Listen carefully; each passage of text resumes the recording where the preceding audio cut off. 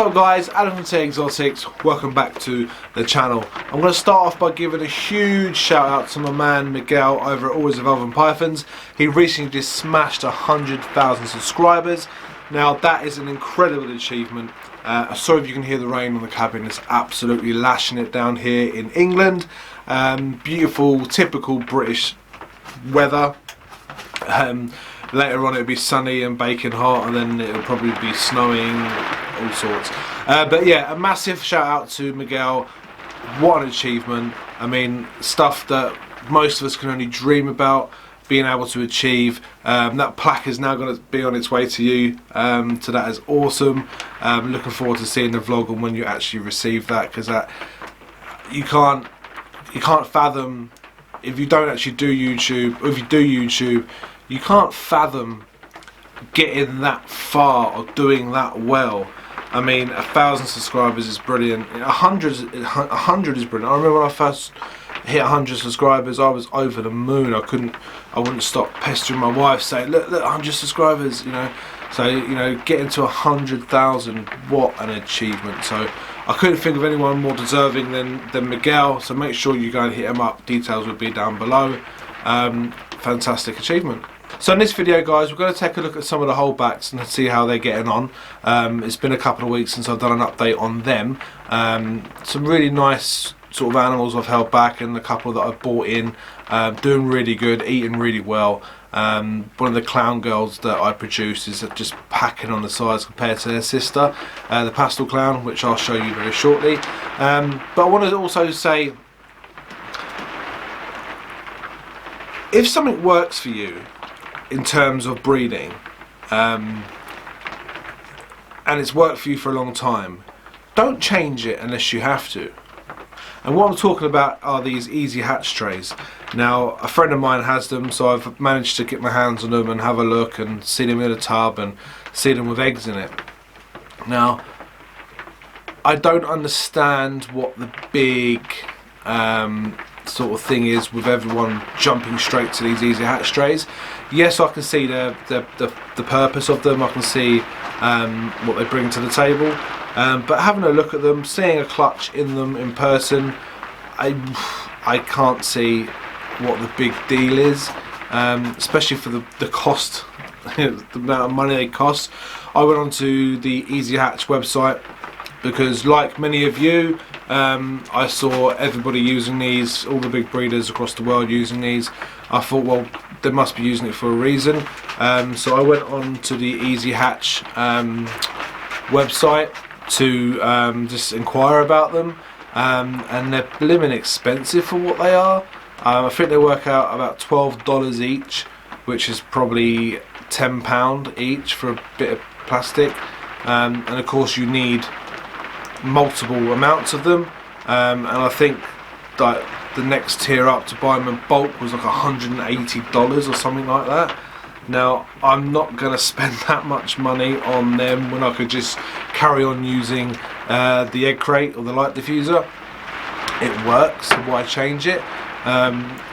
Even when the eggs are inside, sorry, you can hear those blooming acorns, but even when the eggs are inside or placed on top of the tray, if they're big eggs, you know, they touch, you know, and then they sort of push each other out a bit, or then they touch each side of the container. They're not really designed for ball python eggs, in my opinion. Although they're supposed to be made, you know, by the breeder, for the breeder, and all that sort of malarkey. But when you get big eggs, and some of these ball python eggs can be really, you know, can be quite big and long. You know, you're not going to fit two next to each other like that. You're just not. It looks horrible. It looks out of place. It doesn't look right. But I can see the appeal in them, don't get me wrong. So if you're using them, you know, good on you, you know. But I'm not going to be buying them. I think they're a waste of money for what they do.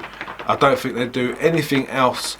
The only thing that I can see they do other than egg crate or light diffuser is they take away the need for putting like pegs in or sticks or whatever you want, golf tees, to stop them wobbling about. That's the only benefit that I can see from them. If I'm wrong and you know something else, please drop it down in the comments below. I'd be really keen to sort of find out. But for the money, and what it does over what my current regime is, it's just not worth the money. And do me a favour, guys, don't just go out and buy them just because everyone else is. They might not work for you. They might be the best thing since sliced bread for you. You don't know. But don't just because you see the big breeders use them, don't feel that you need to go out and buy them. If what you've been doing is working, why change it? Stay with what you're doing. Whether you're using just eggs directly into a substrate, whether it be vermiculite, perlite, hatchite, whatever you want to use, or egg crate like I use. Why you want to spend hundreds of dollars or pounds on bits of plastic that don't really do anything different to what the cheaper option does? Really, it's just sort of because you're seeing people use it on YouTube, because you're seeing it on Instagram. I don't think it's all it's cracked up to be. Mainly because I don't think the eggs don't just look right in there. I mean, I saw a clutch in there. If the eggs are smaller, then yeah, they'll fit quite nicely. But if they are, you know, sort of the average sort of size ball python egg, which are quite big, they don't really fit sort of opposite each other. The side by side ones do, but when they're the ones that go opposite, they don't fit. They touch, and you know, you don't really want the eggs touching if you can help it. You know, if you don't want mould growth or to sort of facilitate mould growth and things like that. But like I said, if it works for you, it works for you. It's fantastic. It's just not something for me. Okay, guys, so let's take a look at the pastel clown first. Now, as you can see, she's still quite diddy. Very small, actually, in fact. She is eating, but she sort of skips a meal sort of here and there. Absolutely gorgeous though, absolutely stunning little girl. So we can get her on focus a bit more. Let's go for, there we go. But her sister, as you can see, let's get her out and put her next to her. So as you can see, a big size difference. Now the normal clown, let's put you on top of there. The normal clown eats without fail each time, every time, and the pastel clown is just a little bit behind, but absolutely stunning. Can't wait for these girlies to grow up. So many cool plans with these girls, and like I've said before, guys, I'm so behind on the old clown or the recessive sort of bandwagon anyway. So what I do produce with these in the future aren't going to be groundbreaking, but they're going to be groundbreaking for me, and that's all that matters. Let's take a quick look at the Hypo Butter Entry Pin. This one wasn't produced, this one was bought from Crystal Palace. He's doing really well, putting on some cool size. Just love what the Entry does with the pinstripe gene. Absolutely gorgeous.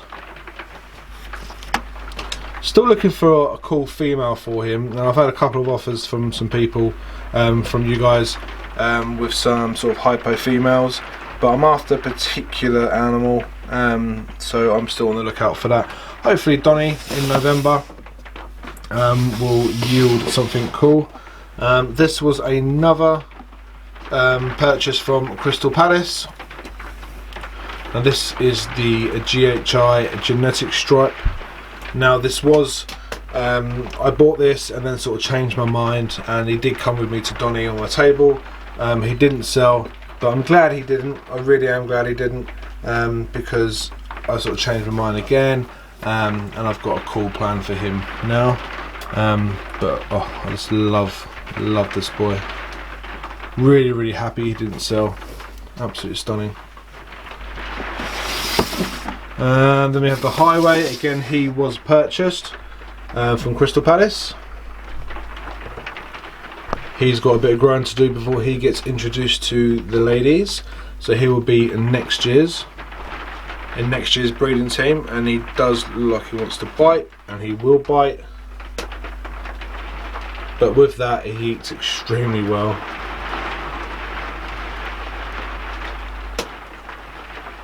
Let's not wind them up anymore. And then my gorgeous girl who was messed up her tub.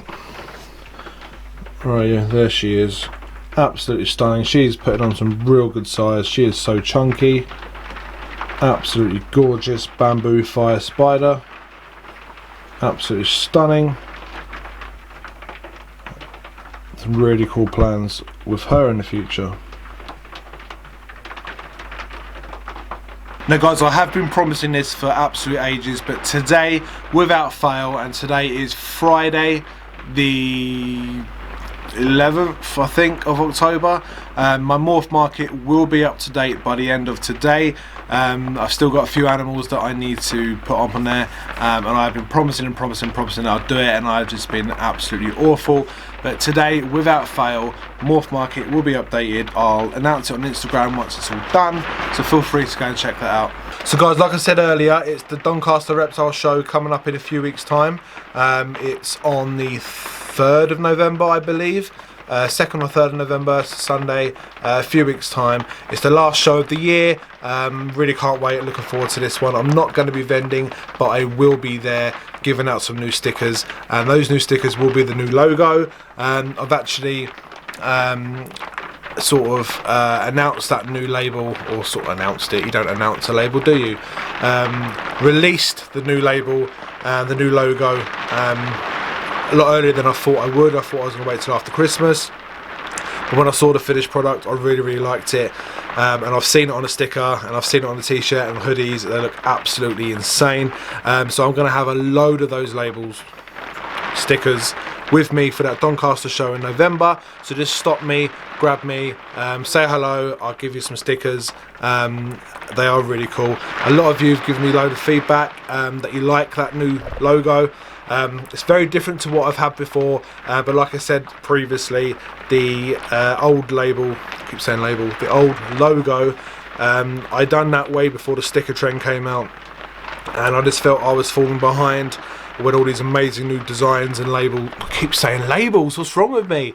Logos were coming out, so I had to sort of step up my game and get something sort of designed that sort of matches well with other people's stickers, and when you see them on people's incubators, it really will sort of stick out now.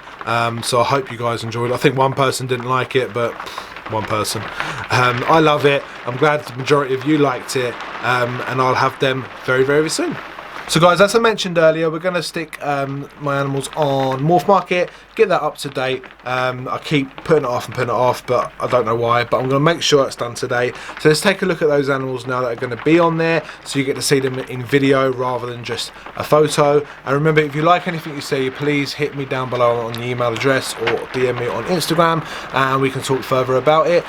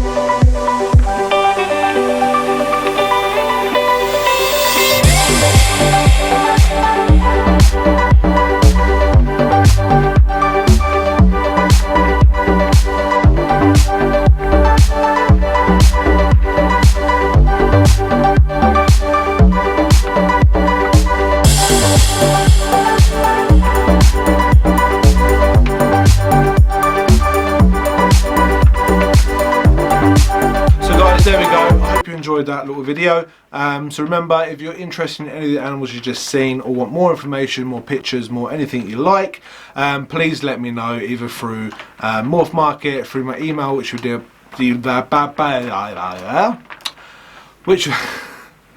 which would be down below, my email and my Morph Market and my Instagram.